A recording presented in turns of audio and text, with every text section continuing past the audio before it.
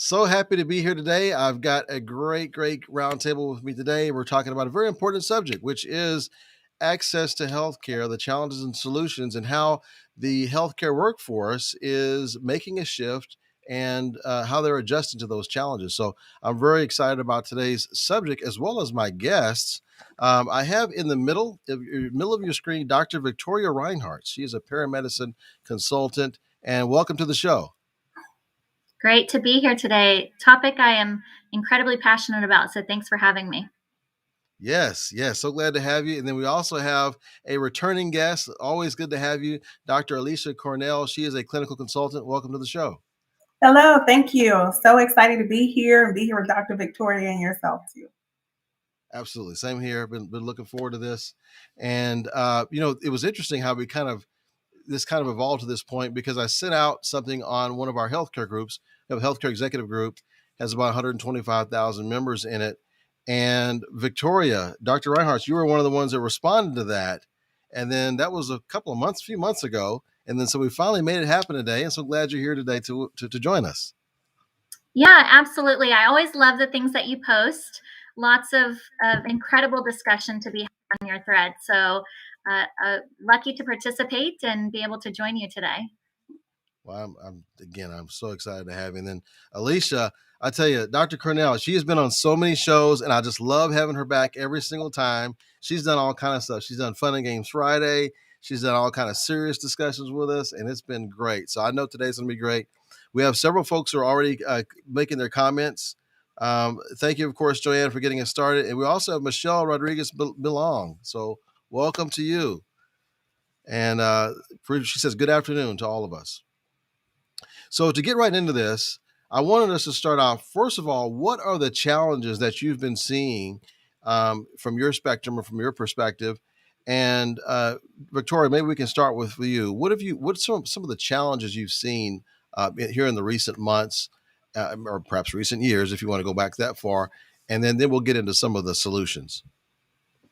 Yeah, so I think that a lot of the challenges we have seen over recent months really have been challenges for years that have simply been highlighted by the pandemic. And we know that access to care is something that is widely talked about, but can affect patients and, really all of healthcare in a multitude of ways.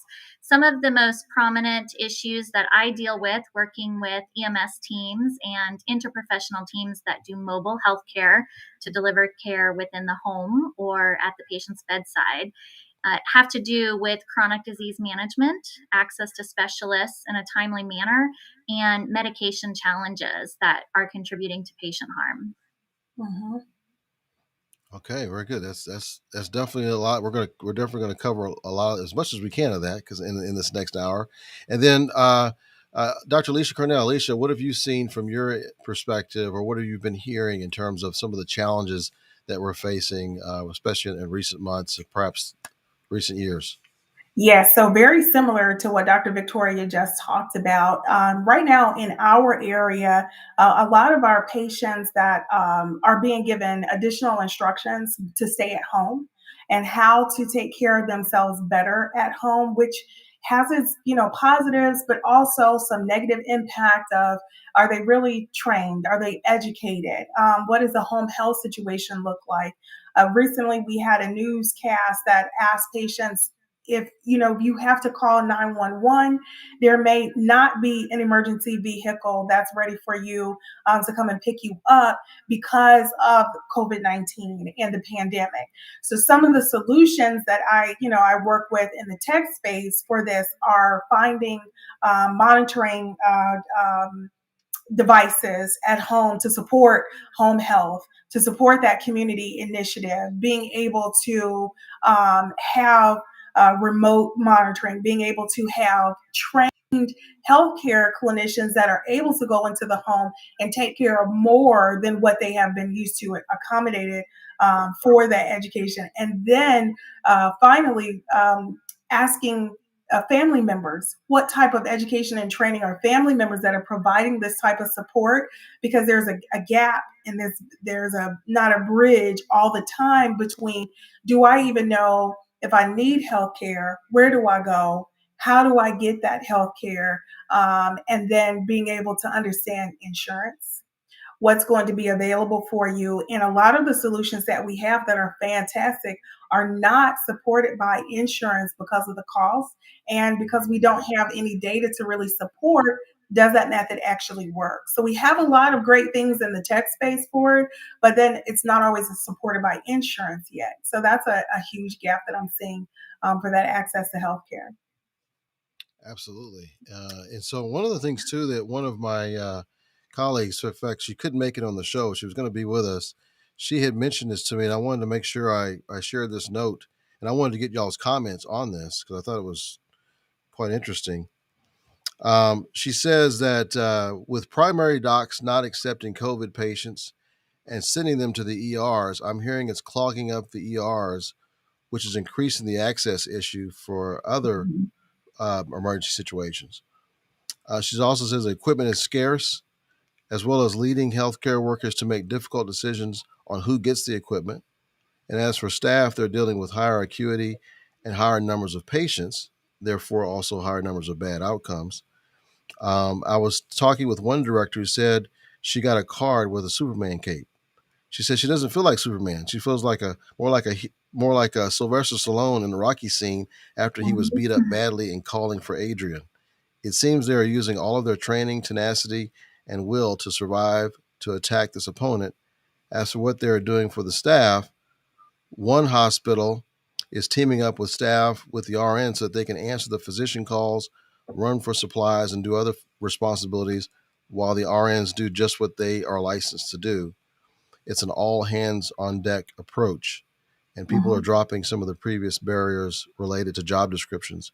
On the positive side, telemedicine has made primary services more available. So I don't know if you wanted to, that was by Dr. Julie Olson. Thank you for sitting that in, Julie. I don't know if you have any comments on that that you wanted to add. Victoria, did you want to add something to that? I would say absolutely. We see our ERs being overrun. We have underserved, we have poor, we have minority patients, elderly patients. They can't get the access they need. And telehealth is a solution. It's a fantastic solution. It's demonstrated to us that, we can modify how we deliver care or get a little bit creative in that and have a lot of success in eliminating the access to care issue. But it's not an end all fix to everything. And one of the things that I love to mention, a colleague of mine, Ken Peach, who's an innovator in the field of EMS and mobile integrated healthcare delivery, we joke about the term attended telehealth. Telehealth only gets you so far if your elderly patient cannot navigate that technology, or if your minority patient cannot understand the instructions because of language barriers. And so there still are a lot of challenges with telehealth where having someone in the home to help the patient navigate that, or even do in-home physical assessment that is more in-depth than something like an O2 monitor or a blood pressure cuff can provide. There is incredible value to that for clinical teams as we are navigating COVID and telehealth specifically. But related to the ERs and the recent news about the fact that you can call 911 and maybe an ambulance is not going to come. It is because of the healthcare system being overrun, but it is also related to the fact that, if anybody is listening and unaware, only 11 states at this time consider emergency medical services to be an essential service, which means that the majority, I know, it is surprising when you, Yeah, when you heard love about it. that. That is very surprising. I did not know that.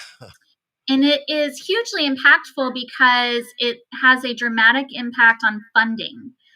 So, whereas police or fire are considered essential services and then have funding revenues that are, federal and on the state level, we do not have that for a lot of states within the US. And so for EMS, it relies a lot on volunteer services, on patients who are entering the healthcare arena or caregivers who are entering the healthcare arena. more so than physicians or nurses, as an example. And ultimately, we have a lack of staffing because we don't have the funding necessary to create EMS as a career opportunity. Yeah. And so again, these are passions of mine because it's what I do within my company, right? Is expand these models of care, utilize our EMS service, reinvest in those services with additional training so that they have what you were talking about, Alisha, which is the training and expertise at the bedside, in the patient's home, in the communities, that our physicians and our nurse practitioners, our providers need. Wow. Yeah, it's it's like that's 50 states, only 11. Wow, that is amazing. So James Castle just came in. He says, "There we go. Good day, all." Thank you, James, for being here. He was commenting on our discussion as a prelude to this meeting. So glad that he was able to actually join us. And I remember, I think Michelle was also commenting as well. So glad that y'all are here. Please pipe in with your comments, your thoughts, whatever you'd like to add to the discussion, as well as questions for myself or our guests. That would be much appreciated. Mhm. And in fact, Michelle says that statistic is shocking. So it shocked her as well. What are some things we can look at as possible solutions? You know what? Before I do that, Alisha, I don't know if I want to make sure I didn't cover over something you were going to say. No, actually, just to piggyback on to what Dr. Victoria said, I work with a colleague. He is a nurse and he's also an EMS trainer and a consultant. He did both. And one of the things that his name is Scott McConnell, and one of the things that Scott talks about are always these things that Victoria is saying is first we talked about rural health communities that don't have access to health care. And the burden needed for additional training by EMS in that area so that they can identify, recognize, and then do more treatment in the home when it comes to taking care of patients in the home. And sometimes I heard from the other Dr. Olson's comment about, having this, we call it recognition and retention in nursing during this time. And it's very, very, very, very difficult. One of the lectures I give is on coaching minority women in healthcare roles. And when Dr. Victoria talks about these healthcare statistics and only having 10%, one of the things that I found that was really, really shocking while doing my research was that we as minorities, not just women, just minorities in healthcare roles that diagnose, that treat, and support are less than 20% of the healthcare population of workers. And it is in that gap that we see when you don't have, or you have a bigger issue of this access to healthcare and having people to come into a care area to receive the care, preventative care, especially primary care that they really need so that they're not left at home with chronic disease and don't know what to do when things happen. But it is everything is so connected between why we have these gaps, people not having access to healthcare, and then understanding like what are the things that we have to do. You named it, EMS. I mean, it is like I started taking a look on, we do road trips sometimes. I started taking a look, how far is the nearest hospital? In the middle of nowhere, North Carolina, the South has a lot of like middle of nowhere places. Like, how far is it? And what would you do if you were having a baby? What were what happens if you have a traumatic incident that happens? How do you provide care? What is that strategic outlook for providing this care? What does that network actually look like? And I think the more we dig, the more we find these pervasive statistics, whereas we think if you get insurance, if you have a good, a way to pay for your health insurance, you can't see it. It's when you don't have all of this access to healthcare. I can get telehealth right now. I can call my doctor. I can schedule an appointment with technology. I can do all of that. But I'm a different person sitting in this chair than many other people who do not have access to healthcare. And those aren't opportunities that are available for them. And to me, those are our vulnerable people that we don't have an answer to all the time. That's all that I really had to add. That's our ongoing work, is how do we solve that? What is it? It's not going to stop. There's millions of people that don't get these same opportunities that we all have. And how do you do that? And how do you operate? Because you still, you have to figure that whole part of that out about accessing this healthcare. And COVID-19, I worked on a project for value-based care. It's transforming rapidly. A lot of things are just coming down to what's the minimal that we can do and what can you do as a patient, and how can we really help you. So it's a lot of narrowing going on right now. Yeah, one of the things that go ahead, Victoria. Please go. Sorry, I didn't mean to cut you off there. So I think, though, that it's really incredible what you are discussing about minority providers, because there, even within the EMS industry, there is a very small number of women and minority providers within EMS and in the first responder realm. So the issues related to burnout and equal opportunity in those fields is incredibly valuable when we talk about utilizing these workforces to go into our communities. And are we sending out healthcare providers and professionals that look like our communities? And we know that these issues that minorities experience related to access to care, yes, we're talking about telehealth, we're talking about a lot of different things today, but another one that comes up, from my heart as a pharmacist, we now have 1 in 3 neighborhoods that are in what we call a pharmacy desert. And this is because we have the closing of independent pharmacies in these smaller communities. And the pharmacies that are being built and opened by some of our larger chains are not typically in minority neighborhoods. Yep. And so this creates also the issue of medication access playing in. Yeah. That's right. And the stat too that Alisha gave about 20%. When you look at the population, the last time I looked, it's over 40% in the United States, and they predict that the minority will become the majority, I guess, in terms of the population shift within the next 20 years. So, how someone feels about it personally, it doesn't matter. It's going to happen. It is. How do we address it?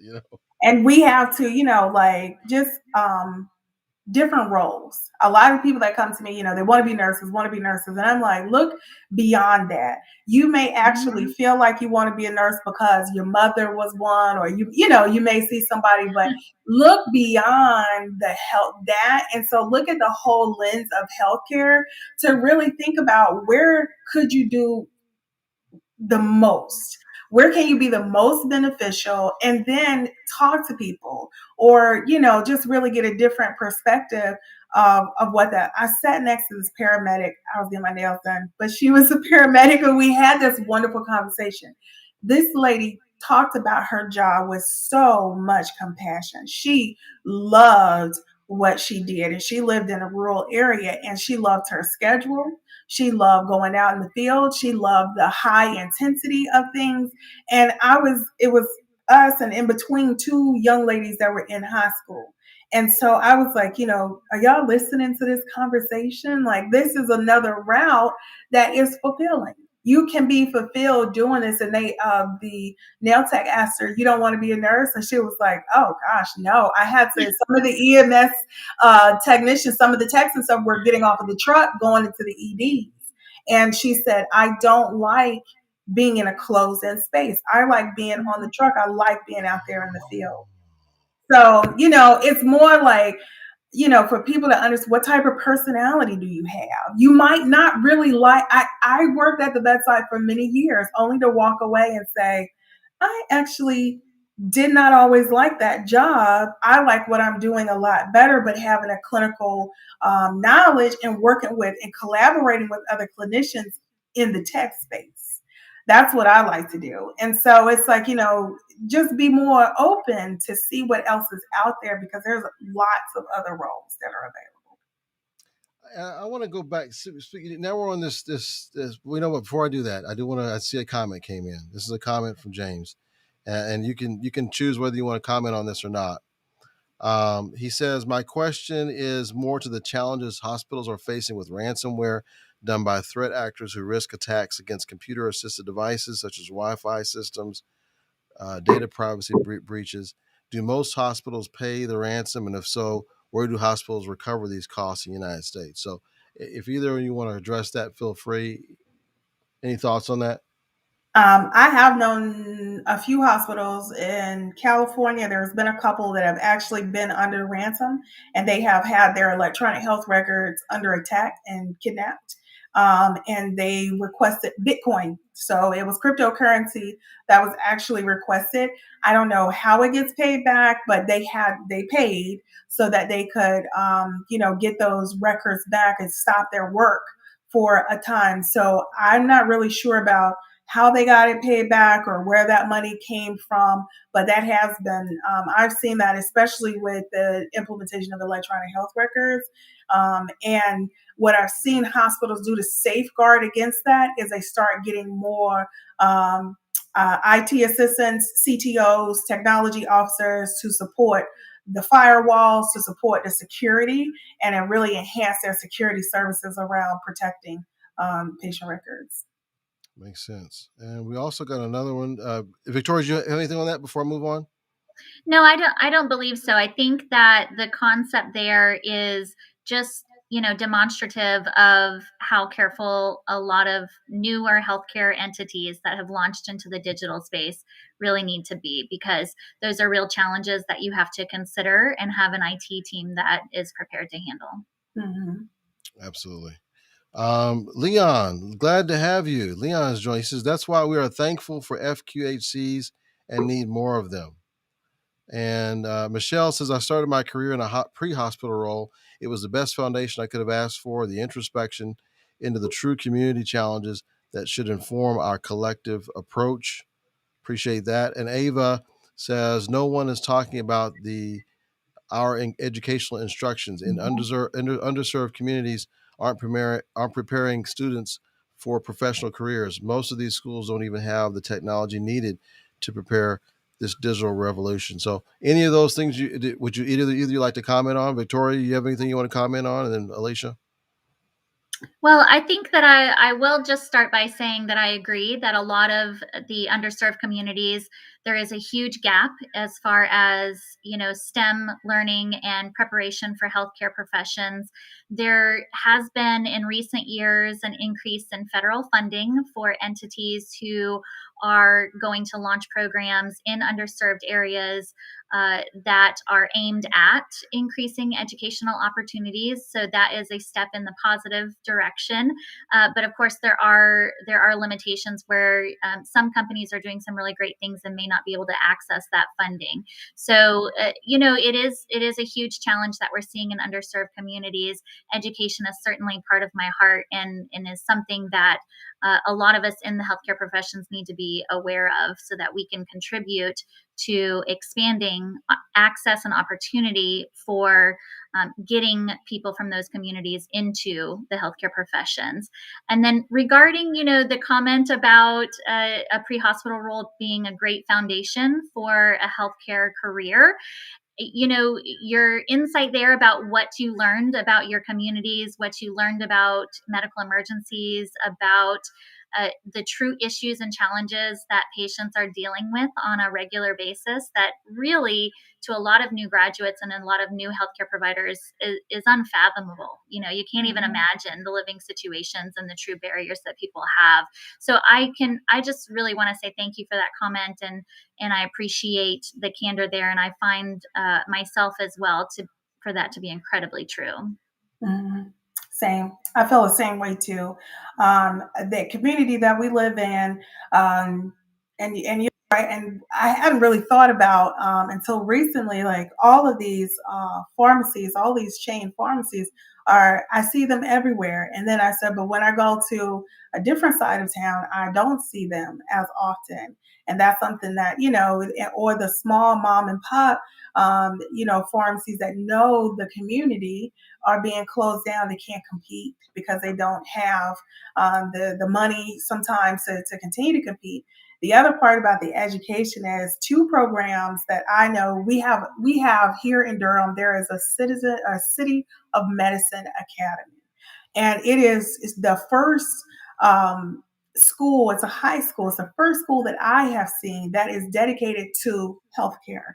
You can go to school. By the time they're finished, they can be a certified nursing assistant. Some of them do start their EMT programs there.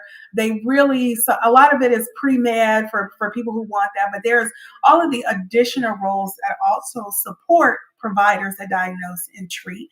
That's the first one that I've seen in my area where that is, and Durham has a large underserved community. And so to be able to see these kids be able to have the choice and the option of going to this school, it's like they start their career. Everybody is not going to end up being a provider. You don't have to. We have a need for everything. And so to be able to go and make a decision, first of all, it is definitely supporting the community because you have a chain being broken. So you have some additional finances, some additional money, education from a member of that community. The next thing is being able to place that person within a hospital or healthcare situation and to be able to understand the experience of who they're seeing. They may have been, I used to know a young lady, she was the first in her generation to actually go to college. She was a Latina. She was very, very proud. Her family had come from another country within recently. So she was doing something that was going to be a legacy for other people in her family and her friends to really follow in those footsteps. And we have to do more things like that and really, ask and lobby for funding to be able to promote that type of education base with our younger generation to introduce them to it's not an escape from your community. This is another way to support your community. This is a way to help bridge that gap and to really help be more influential in your community that, hey, for me, I was broke when I was young. So for me, being able to be who I am now, and I have younger people in my family, other people, how did you get on this road? How did that happen for you? How is that? Or I just had a conversation with two of my family members this morning. Both of them are diabetics. One of them is on very expensive diabetes medication. The other had questions about eating, exercising, to be able to sit there and facilitate that conversation. And sometimes we write notes. When you go to your doctor's office, this is what I want you to ask. Because you leave out and you come and ask me, I want you to be in a relationship with your provider. So that way you can start talking to them and trusting your provider has your best interest at heart. So those are some of the things that I think about this access to care. These solutions is how do we start? We have right now solutions, current, and then we have things in the future. What strategy can we do to build up for the next generation of people to be able to do this? Okay, this is great. So I love this discussion, but normally about this time we usually have a little water break. I don't think I told you guys about this, but we usually have a water break. So as we take a little bit of water here, if you've got some, go ahead and take some. I have a question for you, and a little fun question. I'd like to add some fun questions in here. We'll get back to your comments. I do see another comment here. This is one of my would you rather questions, and then you can just tell us which one you prefer of these two. It's going to be a tough choice, though. Okay. Given a choice of 5 mystery items, you're forced to eat something. Would you rather be forced to eat something you could taste first but not see, or eat something you could smell first but not taste? Smell. You smell? Okay, why'd you pick that one? I got it. That's my sense. That's my number one go-to. I got to smell it first. I don't care what it looks like. If it smells like it's good, I'll eat it. Okay. No, I think I would go with taste. Okay. I think I would go with taste. I think because, texture can be an issue, right? Depending on for some people. And so I think if I could taste it, as long as that's fine, then I can handle it, even if it smells bad. Can you think of anything that you tasted first, but you just ended up not liking it, or liking it and you didn't know you would like it? Anything come to mind for you, Victoria? And then I'm going to ask Alisha about the smelling part. Oh, that I did not think I was going to like, and I did like. Yeah.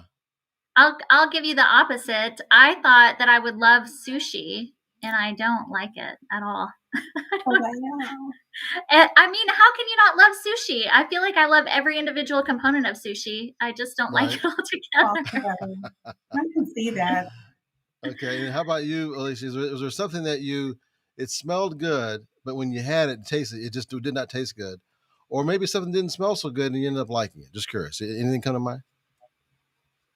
Yeah, because I'm from the South, chitlins. They stink, but somehow, some way around the holiday time, I managed to get some from my husband's aunt that makes them like so good, and I can only eat like a little bit of it, but it's so good. I've It's never had so chitlins. good. One of these days I'm going to try chitlins. I've never had it. You got to be ready for it, and you got to be. And you got to be ready for it, and you have to get it from someone who knows how to make it. I look for the oldest person I possibly Okay. can find because they know all of the tricks that make it taste good. If you ever have it from someone who doesn't know how to do it, it is a horrific. Yeah. You might end up needing healthcare after. You Well, know. that actually brings me back to our main discussion, because that's with healthcare, it's the same thing, right? You can have one person that gets involved in the process that wasn't the right fit, and Yep. it can make it a horrific experience. I'm curious for you, Dr. Reinhartz, what was it that inspired you to start this mobile health company? Because you were working within the healthcare system, had some leadership positions there, but then here you decided to take on this company. What inspired you? What was the need that you were trying to fill, and then what's your goal or vision with it? Well, it happened very organically.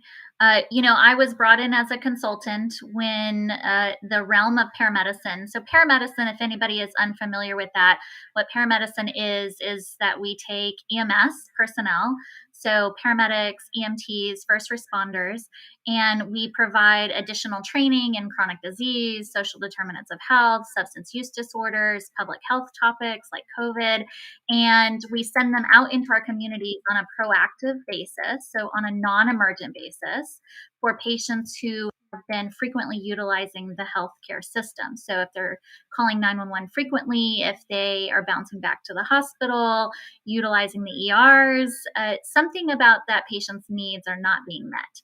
And so we utilize EMS and first responders in a role that proactively sends them to the community, along with access to interprofessional healthcare teams. And we utilize them to solve this access to care problem. And so that's what paramedicine is, or community paramedicine, also known as mobile integrated health, when we combine paramedics with mobile interprofessional teams. And so, it came on very organically. I was brought in as a consultant, so to speak, for a county that had gotten a grant to start a program like this. And we started, discussing the challenges, and we ended up modifying approach to include paramedics along with a pharmacist to address the chronic disease and medication challenges. And we did a pilot over 3 years, and it was wildly successful. We were able to demonstrate a savings of over $5 million over the course of 3 years that we were able to reduce healthcare costs. Yeah, so wildly successful, and it shows that this really does improve access to care and eliminate unnecessary healthcare costs. And so, it started organically. I said, let's try it, and I was in a faculty role at the time, teaching in a college of pharmacy. LECOM is a DO school and college of pharmacy. And And eventually, we did this pilot and I fell in love with the model. I saw that it worked. I saw the lives that we were impacting. And now I am the CEO of Mobile Health Consultants, where we take these communities where you have an access to care issue and you have ERs and the 911 system being overrun. Secondary to that, you have rising healthcare costs because of inappropriate use of resources. And we train and deploy mobile interprofessional teams that are paramedic based. And what we see as a result is we have more appropriate use of healthcare resources. We have an overall lowering of healthcare costs. And ultimately, and what we really care about is we have healthier communities. Mm. Absolutely. I appreciate that. So, James, he had a comment earlier. He said, as a former emergency medical responder instructor for the Canadian Red Cross, I really want to say thank you to the whole medical industry for keeping our countries able to survive this global pandemic and in giving us a true chance for survivability in Canada and the United States. Thanks for your services. So that was from James. And we also have and Michelle, thank you. Appreciate you joining us. Thank you. She had to run. One of the things I want to ask both of you, I'm going to start with you, Alisha. If you had the ability, what is the first thing you would tackle out of the things all the issues we're talking about when it comes to access to healthcare? What's the first thing you would want to tackle if you had the resources and the ability to fix it? Oh, healthcare transformation. I would want to improve the model of healthcare that we have in, excuse me, in this country today. From my perspective, I feel like we're very reactive to a lot of things, and we are not proactive in preparing people for their disease processes. How can they prevent things that can happen, and how can they be better prepared when they receive a diagnosis? Maybe it's a genetic disorder or issue, of how to prepare and how to stay educated and trained for that. I think by being more proactive and changing our entire model of care, what we do is we flip what we have now and put it forward. The community health is really, really huge to me, because really healthcare started in the community. We took care of ourselves in the community initially. And I think bringing that back, I would love to be able to, we have a set of clinics here that are provider owned, and they partner up with business teams, a franchise. I enjoy going to that clinic because it's around the corner from me. I trust the people there live in this community. They know what's going on. They know me and my husband. They know us really well, and it's small. And I think that a lot of people are often intimidated by the bureaucracy of our healthcare model, by how much they're afraid to ask their provider, I need this medication, I feel like I need it, and then have the provider be able to explain why you don't, and different methods that they want to choose. I try a lot of things. I do stuff just to see, what does that benefit? I'm going to try that. I went to my primary care doctor. We talked about, as I'm maturing and seasoning, that things that I can do, to, remain seasoned well. And one of the things she had me do, I went to a nutritionist, and talked about that. She asked if I wanted medications for to help me with my weight loss and different things. We had an entire consultation. She gave me the names. She gave me documents that I could read on, if I wanted to take a medication to help start things. She gave me information. She talked to me about my age, things that I should expect, things that I could prepare for. To me, when I left out and seeing all the resources that I actually had at this clinic, they have a patient internet. You can go on, you can read things, you can watch videos. When I left out, I felt like, one, she values me. not just my business. She values my business, but she values me as a human. Mm-hmm. Number two, she was very, very open to any question that I had.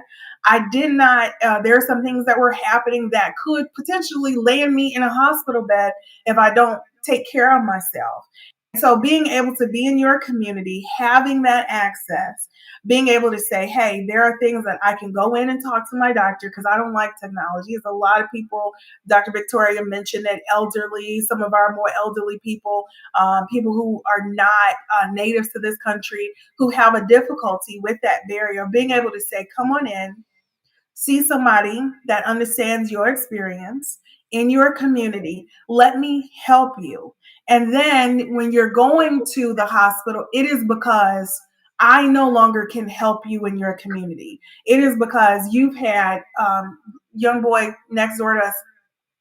He's a boy. He dug into some yellow jackets. He's stung all over. I went next door and I was like, what are you going to do? I don't know, but I'm going to do something when I go to help because, he got stung by yellow jackets, but what if something happened and he had an allergic reaction?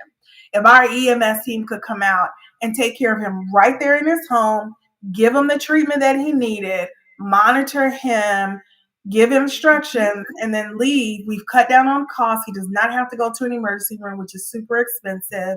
He does not have to see the ED doctor, which means that that's a bed available for someone else who may have a very, very worse off condition. Mm-hmm. And he's in his home. So he feels more safe. He feels more relaxed. The parents are all involved. And that's what I would do. This whole transformation and, flipping this model to be more strategic of start in the community and then let's branch out. And then people who have these really, bad chronic conditions, cancer, all of these things, diseases where they need to come to the hospital to an academic setting and receive a higher level of care. That's when we can understand how is that, cost effective. But being out in our communities first and taking care of things, I think we miss that so much. We miss that opportunity. And that's where we start. So I think going back to the beginning. It's almost like the community becomes part of the triage unit. Oh yeah, definitely.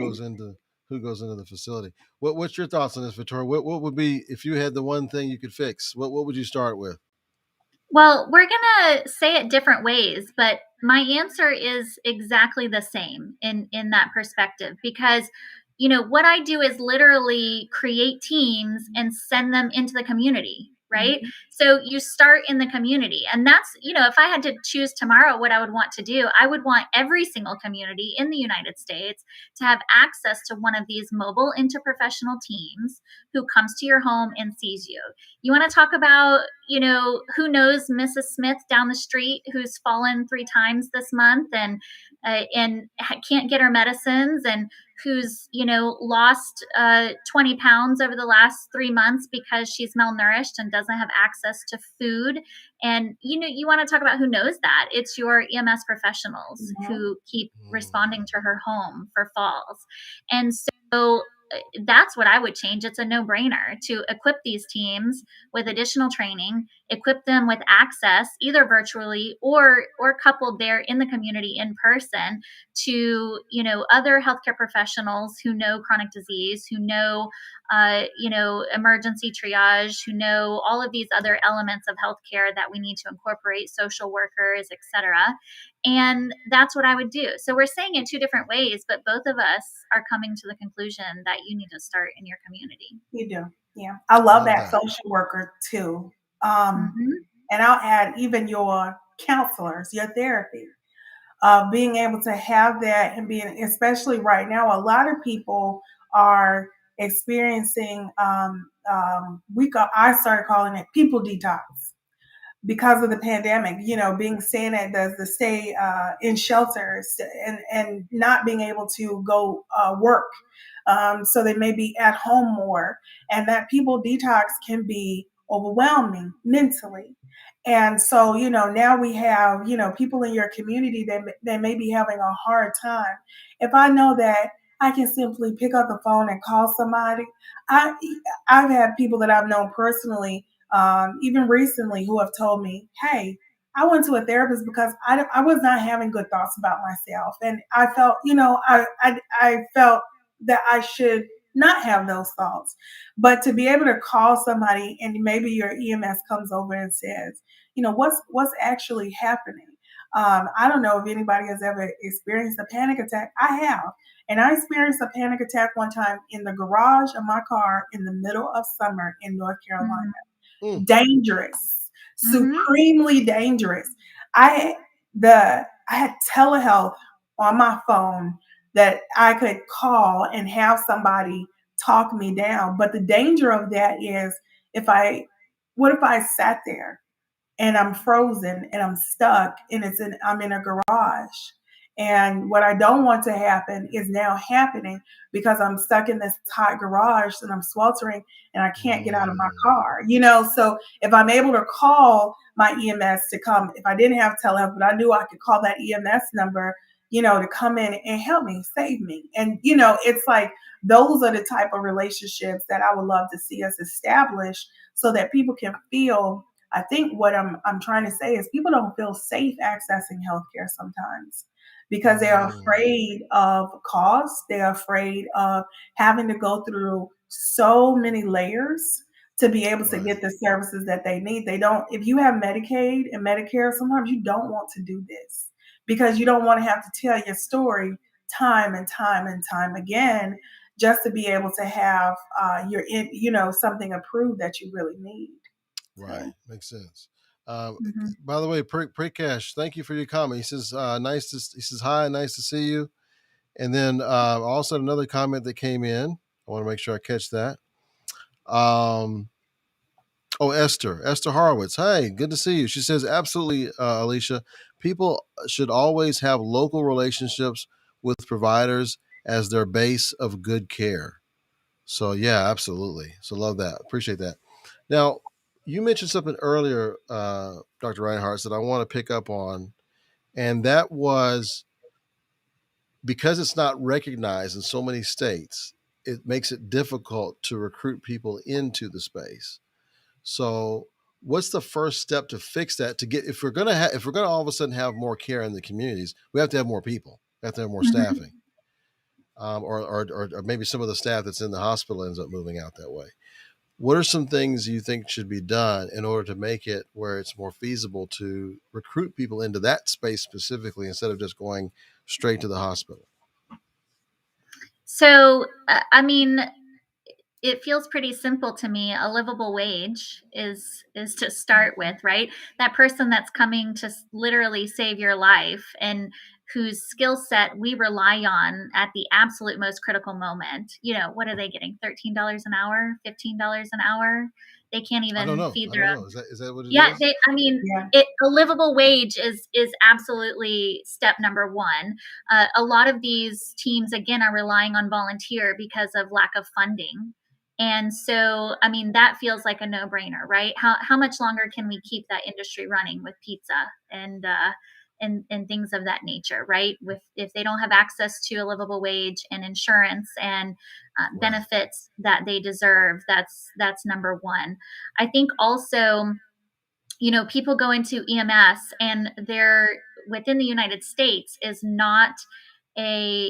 not an extensive career pathway that a lot of people find rewarding. Okay. Now you can move up the chain and you can get into chief roles and director roles and depending on what type of EMS or emergency medical services agency you are a part of, that looks a little bit different. But ultimately,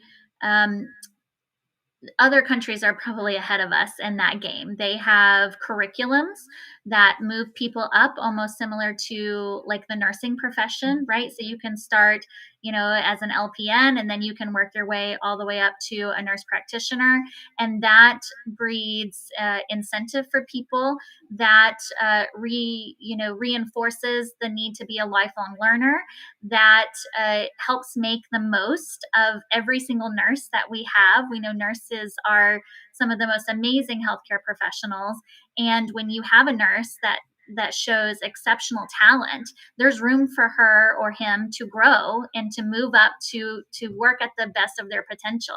And we don't always have that within emergency medical services. And so that's why a big backbone of what I do is training and providing new opportunities for non-traditional roles for EMTs and paramedics, so that that field continues to be inviting and rewarding and allows people to practice at the top of what their own skill set becomes. Mm-hmm. So once they get into the field, once they become an EMT or in paramedicine, you're helping to train them on how they can get to that next level of income. Whether, I guess, is it an ER physician or what is it? What's the next step for them? Well, and that's the thing is, unless you are going to move into like a chief role where you may or may not be providing direct patient care, there's not really like a full curriculum within the paramedic field. We now have what we call a community paramedic certification, which can sometimes allow for, additional roles like community paramedicine or mobile integrated health, or delivering care in the model that we've been discussing today with EMS professionals being the solution to the access to care problem. And sometimes that does result in additional money or pay with that role. But like if you wanted to become an ER physician or a nurse practitioner, really your solution is to stop being a paramedic and then go to medical school or go to nursing school. And we call them unicorns in our field, people that have dual certification where they are a nurse practitioner and still a paramedic, or, our physician that has kept or maintained their paramedic license, because that's not incredibly common. Wow. So it makes it difficult. Okay. So I cannot believe how quickly this hour has passed. I do have to give you one more fun question, and then I want you to give whatever tip you would like, whoever you want to hear this. Let's give a great tip or a solution as what we can do to help address some of the access to healthcare issues that are out there, whatever you feel the most passionate about. Okay, so here's my question. Would you rather to have no short-term memory or no long-term memory if you had to choose?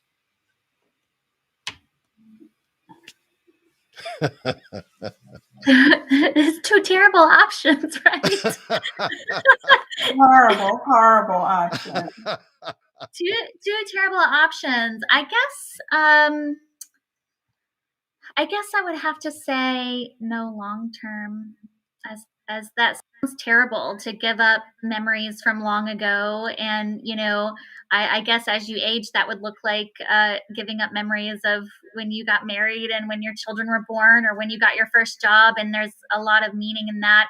But I think that especially in our elderly now, they can remember things from a long time ago, and that does not help their functioning status day to day. And they struggle because their short-term memory is gone. And so I think myself personally, and seeing dementia run in my family, that I would probably be less of a burden on my own family if I could keep my short-term memory. Now, see, if I didn't ask that question, I wouldn't have learned that about you. The fact that you have dementia in your family is a concern and issue for you. So thank you for sharing that. I appreciate that. Okay, now, Alisha, what about you? Would you rather have no short-term memory or no long-term memory? No long-term memory. Not all memories are good. So I would rather be able to have my short-term memory and be able to function from right there. That's what I would want. That's powerful too. That's another great point. Yes. And then I you would always have an excuse if you forgot something too. I guess that's another thing I think about. Like how am I supposed to remember? Yeah, if I knew I didn't have a long-term memory, and you can't get mad at me if I forgot to do something. It's like, I'm sorry, I forgot. Exactly. Unless you told me like 5 minutes ago. Exactly. Well, listen, it's been fantastic today. Let's share quickly what's your parting words, each of you, maybe in about a minute or two. Give us your parting words, and also how people should contact you. Victoria, you want to start off? Sure. I think my parting words are that this has been a really difficult, we want to say last 2 years now at this point, and related to access to care. Sometimes it's just helping the one patient in front of you, and that can be enough. So even if you only help one patient today, with increasing their access to care in some way, shape, or form, thank you for doing that, and that's enough. Awesome. Very good. How about you, Dr. Cornell? I learned so much from Dr. Reinhartz today. I really did. This was impressive. I had a really, really good conversation. I love that. The other thing I would say is don't be discouraged. If you are a clinician, if you are in any administrative, I don't care what your role is, if you are a part of the healthcare community, that's what you are. You belong. Do not be discouraged. Lean on others to support you through the pandemic. Make use of the benefits that are available to you. We don't want any more pizza. Everybody does not want that. And just to be, stay encouraged that and hopeful that the people that you're seeking out, or who do you need to be around to be in support of you, are sometimes not the people that you work alongside of. And this is an opportunity for us to be thankful for our family, however it may be, whatever you call your family, however you structure it, and to just be, really thoughtful about coming to work, not being burned out, not being exhausted, minimizing conversations, taking care of people, just focusing, and then coming home and relaxing and finding a place where you can be safe and you can relax, because this is hard, and everybody's in this together right now. Excellent. Well, both of you were great today. This was beyond all expectations. It was a wonderful conversation. So let's go ahead and say bye to everyone. Bye, everyone. Bye. Bye, friends. Okay, stay on for just a second, and then Joanne will let me know when it's okay to hit the stop button on the stream. I learned that the hard way, because several times I cut myself off in the middle of talking.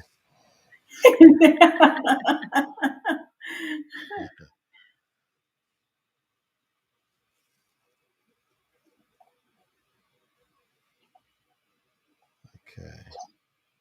I think we're probably good here. Let's double check.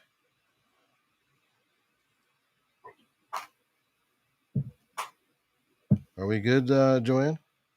Just say you're good now, Rollis.